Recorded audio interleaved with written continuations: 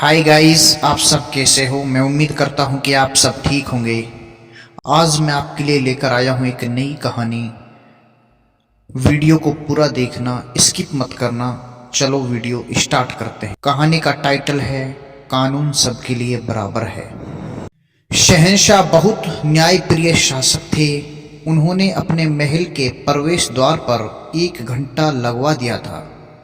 जिसको भी शिकायत हो वह उस घंटे को बजा सकता था, ताकि शहंशाह आवाज को सुनकर न्याय कर सके। उनके राज्य में गरीब अमीर छोटे बड़े सबके साथ न्याय किया जाता था।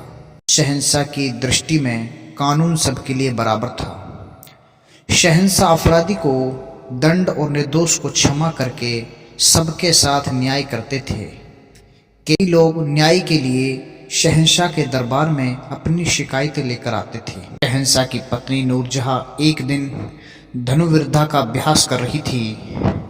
नूरजहां ने कुछ चुने हुए निशानों पर ही तीर चलाए। अभ्यास करते करते एक तीर नूरजहां ने हवा में चलाते हुए नदी की तरफ चला दिया, जो वही कहीं गिर पड़ा। इसके बाद नूरजहां अपने महल लौट आई। कुछ देर में महल के प्रवेश द्वार पर लगा हुआ घंटा जोर जोर से बजने लगा। पहरेदार ने देखा कि एक धोबन सिसकियां लेकर रो रही थी। उसके पास जमीन पर एक मृत शरीर रखा था और उसके हाथ में खून से सना हुआ तीर था। पहरेदार उस धोबन को शहंशाह के पास ले गया। धोबन शहंशाह को सलाम करके इंसाफ की दुहाई देने लगी। उसने शहंशाह को तीर दिखाते हुए कहा, हुजूर, इस तीर से किसी ने मेरे पति को मार डाला है, मुझे विधवा और मेरे बच्चों को अनाथ बना दिया है।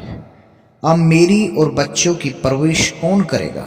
शहंशाह ने उस तीर को उठाकर देखा तो उस पर शाही मोहर लगी थी। शहंशाह समझ गए कि निश्चय ही इस दुखद घटना को अंजाम किसी महल के ही व्यक्ति ने दिया है। उन्होंने पहरेदार को आदेश दिया, जिस दिन यह घटना हुई उस दिन धनुर्विद्या का अभ्यास कौन कर रहा था? राजा का आदेश पाकर पहरेदार महल में गया और सच्चाई जानकर कुछ ही देर में वापस आ गया और बोला, हुजूर, उस दिन बेगम साहिबा धनुर्विद्या का अभ्यास कर रही थी। शहंशाह ने तुरंत नूरजहां को दरबार में बुलाया।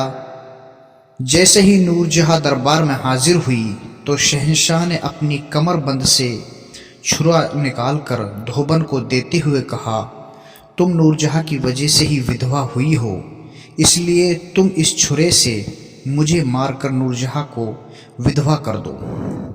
ऐसा करने से तुम्हें न्याय जरूर मिलेगा। शहंशाह का न्याय सुनकर धोबन बहुत लज्जित हुई और बोली, हुजूर, आपकी हत्या करने से मेरा पति जीवित नहीं होगा, फिर मैं आपके जैसे न्यायप्रिय शहंशाह की हत्या करने का पाप कैसे कर सकती हूँ। धोबन की बात सुनकर शहंशाह बहुत खुश हुए और राजकीय कोष से उसे आर्थिक सहायता प्रदान की। धोबन आर्थिक सहायता लेकर शहंशाह को धन्यवाद देती हुई अपने घर चली गई। धोबन के जाने के बाद नूरजहां ने शहंशाह से कहा, आपने तो सचमुच बहुत खतरा मोल ले लिया था। यदि वो महिला आपके आदेश का पालन कर देती तो बहुत बड़ा अनर्थ हो जाता। शहंशाह ने कहा, यदि मैं मर जाता तो उस महिला को इंसाफ मिल जाता। एक बार अवश्य याद रखना, कानून सबके लिए बराबर है। बच्चों, हमें इस कहानी से यह शिक्षा मिलती है कि कानून की नज़र में कोई छोटा बड़ा नहीं होता, बल्कि सब बराबर होते हैं। कहानी पसंद आए तो वीडियो को लाइक करें, चैनल को सब्सक्राइब करें और बेल आइकन की घंटी को दबाना न भूलें और कहानी को ज़्यादा से ज़्यादा लोगों तक शेयर करें।